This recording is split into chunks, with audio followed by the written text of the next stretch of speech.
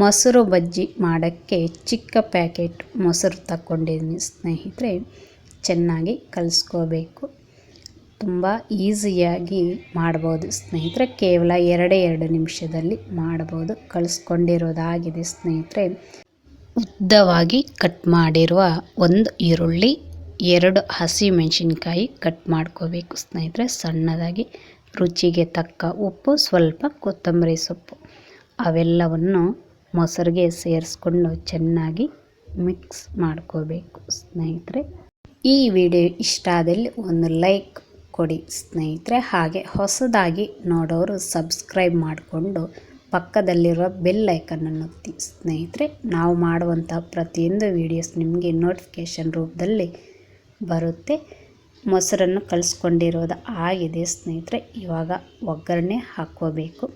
ಒಗ್ಗರಣೆಗೆ ಸಾಸಿವೆ, ಜೀರಿಗೆ, ಕರಿಬೇವು, 2 ಒಣಮೆಣಸಿನ್ಕಾಯಿ, ಸ್ವಲ್ಪ ಅರಿಶಿನ ಪುಡಿ, ಸ್ವಲ್ಪ ಹಿಂಗನ್ನು ಸೇರಿಸ್ಕೊಂಡು ಮೊಸರಿಗೆ ಸೇರಿಸ್ಕೋಬೇಕು ಸ್ನೇಹಿತರೆ. ಒಗ್ಗರಣೆ ಪೂರ್ತಿಯಾಗಿ ತಣ್ಣಗೆ ಆದ ನಂತರ ನಾವು ಮೊಸರಿಗೆ ಸೇರಿಸ್ಕೋಬೇಕು.